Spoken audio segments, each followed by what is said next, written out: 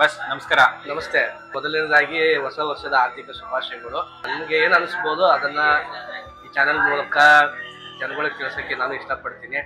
But ಇತ್ತೀಚಿನ generation ಅಲ್ಲಿ ಏನಾಗಿದೆ ಅಂದ್ರೆ ನಮ್ಮ ಸಮಾಜ ಎತ್ತ ಹೋಗ್ತಾ ಇದೆ ಅನ್ನೋದೇ ಗೊತ್ತಾಗ್ತಾ ಇಲ್ಲ. ಯುವಕರು ಆ ರೇಂಜ್ಗೆ ಮಾದಕ ವ್ಯಸನಿಗಳಿಗೆ ತುಂಬಾ ಮಾರು ಹೋಗ್ತಾ ಇದ್ದಾರೆ ಯುವಕರು. ಈ ಜನರೇಷನ್ ಎಸ್ಪೆಷಲಿ ಜೆನ್ ಝಿ ಅಂತೀವಿ, ಈ ಜನರೇಷನ್ ಅಲ್ಲಿ ಜೆನ್ ಝೆಡ್ ಅಂತ ಜನರೇಷನ್ ಝೆಡ್ ಅಂತ ಕರೀತೀವಿ. ಅವರು ಬೇರೆ ಕಡೆನೂ ಹೋಗ್ತಾ ಇದಾರೆ. ಇಂಥ ಯುವಕರಿಗೆ ನಿಮ್ ಕಡೆಯಿಂದ ಒಂದು ಕಿವಿ ಮಾತು ಹೇಳೋದಾದ್ರೆ ಏನ್ ಹೇಳ್ಬೋದು? ಇವತ್ತಿನ ಜನರೇಷನ್ಗೆ ಎಲ್ಲ ಈಸಿಯಾಗಿ ಸಿಗ್ತಾ ಇದೆ. ಓಕೆ, ಅದರಿಂದ ಏನಾಗ್ಬಿಟ್ಟಿದೆ ಅಂತಂದ್ರೆ ಆಮೇಲೆ friend circle. Okay, friend circle ಏನಾಗುತ್ತೆ, ಶ್ರೀಮಂತರು ಇರ್ತಾರೆ, ಬಡವರು ಇರ್ತಾರೆ, ಮಿಡಲ್ ಕ್ಲಾಸ್ ಇರ್ತಾರೆ. ಈಗ ಶ್ರೀಮಂತರು ಒಂದು ಮೊಬೈಲ್ ತಗೊಂತಾನೆ ಚೆನ್ನಾಗಿರೋದು, ಫಾರ್ ಎಕ್ಸಾಂಪಲ್ PUC ಸೇರ್ಕೊಂಡಾಗ.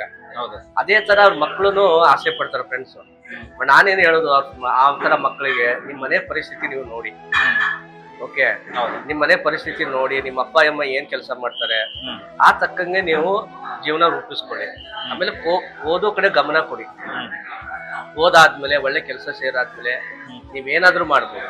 ಮನೆ ಕಟ್ತೀರಾ, ಕಾರ್ ತಗೊಳ್ತೀರಾ, ಮೊಬೈಲ್ ತಗೊಳ್ತೀರಾ, ಏನಂದ್ರೆ ಪಬ್ ಕಲ್ಚರ್ಗೆ ಹೋಗ್ತೀರಾ, ಅದೆಲ್ಲ ನಿಮ್ದು. ನೀವು ಸ್ವಂತ ದುಡಿದ್ಮೇಲೆ ಮಾಡ್ಬೇಕು. ಶ್ರೀಮಂತರ ಕಡೆ ದುಡ್ಡಿದೆ, ಅವರು ಕೋಟಿ ಹಾಕಿ ಕೋಟಿ ಸಂಪಾದನೆ ಮಾಡೋದು ಅವ್ರ ಅಪ್ಪ ಅಮ್ಮನ ಗೊತ್ತು.